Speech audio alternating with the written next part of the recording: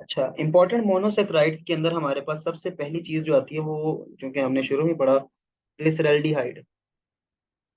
ठीक है। तो ग्लिसरॉल, अगर आपको याद हो ग्लिसरॉल क्या होता था। ग्लिसरॉल सिंपल ये था कि जो ऐसी अल्कोहल जिसके पास आपके तीन हाइड्रोक्सिल ग्रुप होते थे उसको हम ग्लिसरॉल कहते थे।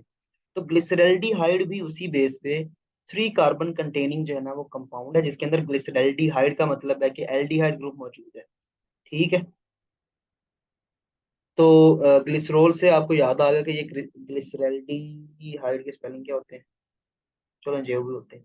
तो ये ग्लिसरल्डिहाइड जो है, एल्डिहाइड से आपको पता चल रहा है कि इसके अंदर कौन सा फंक्शनल ग्रुप है, एल्डिहाइड। एक बात ये होगी।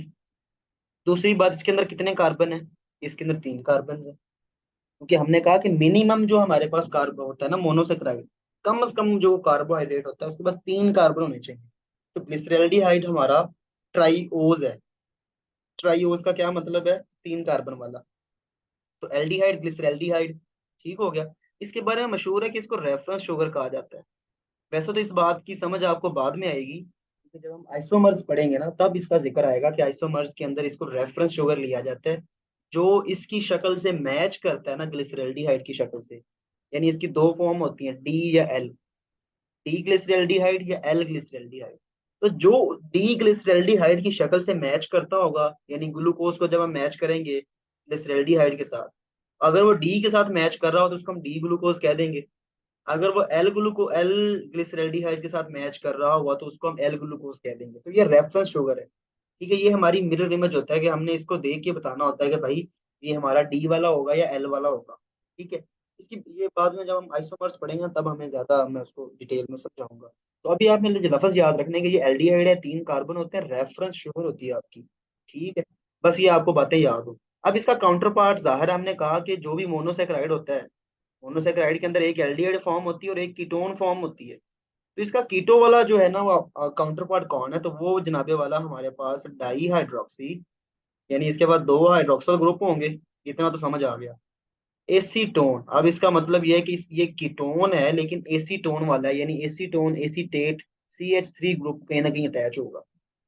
तो एसीटोन है जनाब एक तो आपका ये। दूसरा ये कि इसके पास डाई हाइड्रोक्सी, यानी दो हाइड्रोक्सल ग्रुप जो है ना वो भी मौजूद है।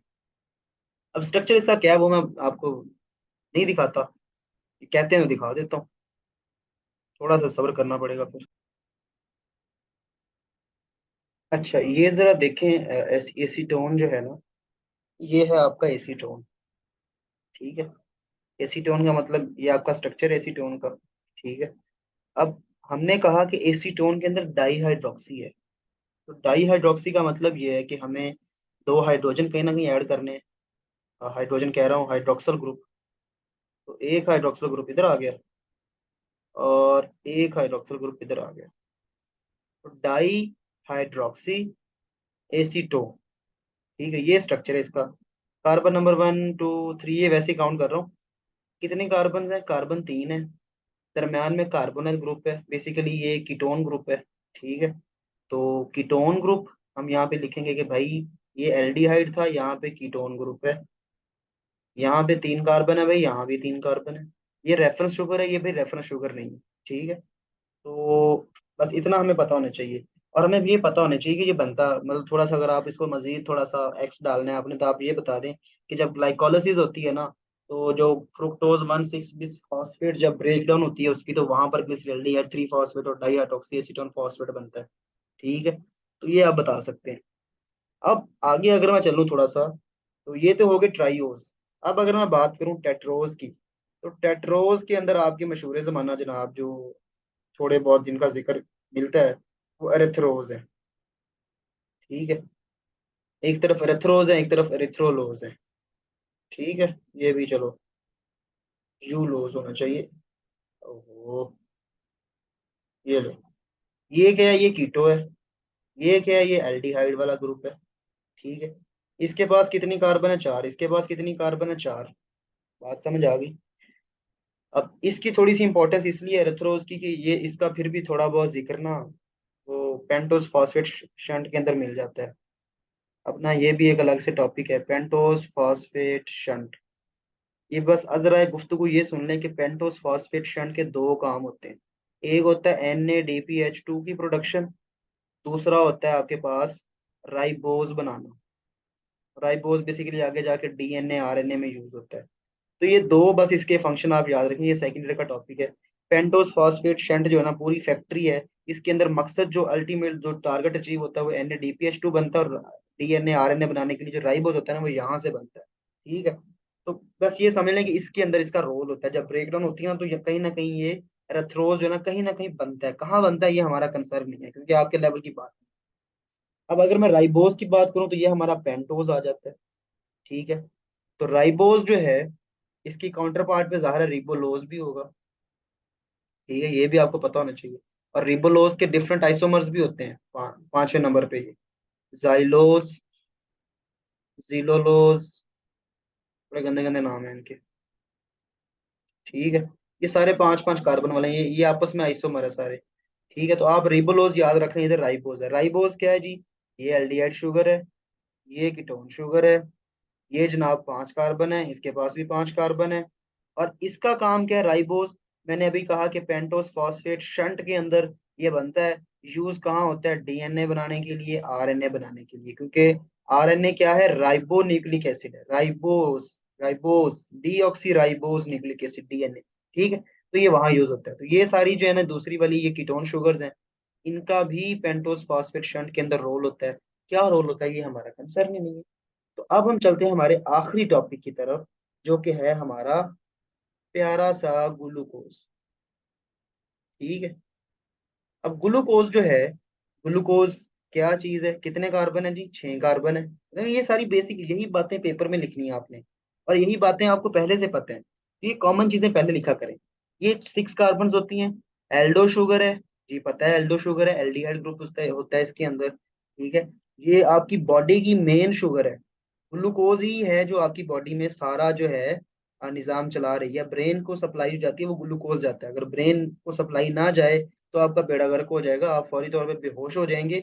और आपको काफी सारे मसले, हाइपोग्लाइसीमिया जो ना ब्रेन डैमेज कर देता है डायरेक्टली। इसलिए कहते हैं कि hypoglycaemia is more dangerous than hyperglycaemia. ठीक है। शुगर वाले आपको हमें जिंदा मिलेंगे, लेकिन जो हाइपोग्लाइसीमिया जिसको हो जाए वो पेशेंट मर सकता है। ठीक हो गया। देन आपकी जो सुक्रोज है वो ग्लूकोज से बनती है। ठीक है।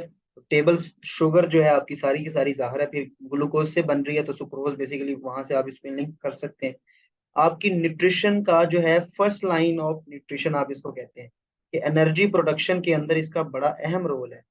आपने हमेशा ग्लाइकोलिसिस पढ़ा है, आपने इतने ज्यादा मॉलिक्यूल पढ़े, लेकिन कभी आपने उनकी लाइसिस नहीं पढ़ी। आप ग्लाइकोलिसिस का जिक्र करते हैं हमेशा जब भी करते हैं, क्योंकि आपकी जो एनर्जी प्रोडक्शन है उसके अंदर ग्लूकोज का बहुत अहम रोल होता है।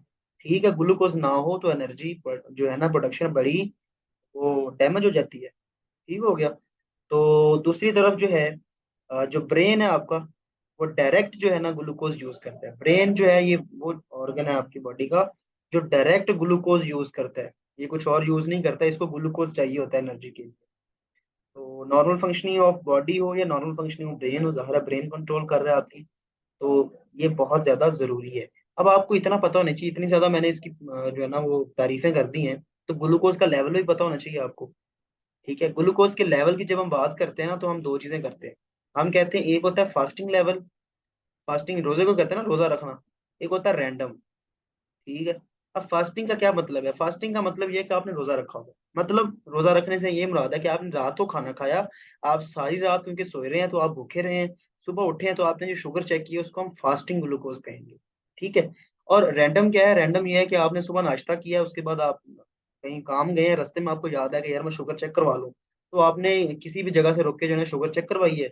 और वो जो होगी वो रैंडम होगी, कि आप ऐसे मुंह उठा के चले गए हैं, तो वो रैंडम है। ठीक है। आपने खाना भी खाया होगा, तो इसलिए इन दोनों की डिफरेंट रेंजेस होती हैं। ठीक है। जो फास्टिंग होता है ना जिसमें ज़ाहिर आपने खाना नहीं खाया हुआ, उसका लेवल जो है वो 80 to 100 नॉर्मल होता है। 80 to 100 मिलीग्राम ये नॉर्मल होता है। जबकि जो रैंडम होती है इसके लिए डिफरेंट लेवल्स सेट किए गए हैं, लेकिन आप इसके लिए 100 to 120, कुछ लोग वैसे 160 भी डालते हैं, लेकिन चलो आप इसको ये याद रख लें। ठीक है। इंस्टेंट ने ये दिया हुआ है। ठीक है। तो फास्टिंग जो है वो आपका 80 to 100 के दरमियान होना चाहिए, और जो रैंडम है वो 100 से 120, हालांकि 120 नहीं है मेरे ख्याल से, ये 140 है, 100 से 140 होता है ये। ठीक है। पर ये आप चेक कर लीजिएगा, काउंटर चेक कीजिएगा कि कौन सी वाली वैल्यू जो है ना वो ठीक है। अगर ग्लूकोज जो है ना जब आपकी बॉडी में इसका लेवल ज्यादा होगा, मतलब आपने अन्य खाना खाना शुरू कर दिया है, तो ग्लूकोज का लेवल आपकी जरूरियात से बढ़ गया है, तो वो ग्लूकोज कहाँ जाएगा, वो ग्लाइकोजन की फॉर्म में स्टोर होगा।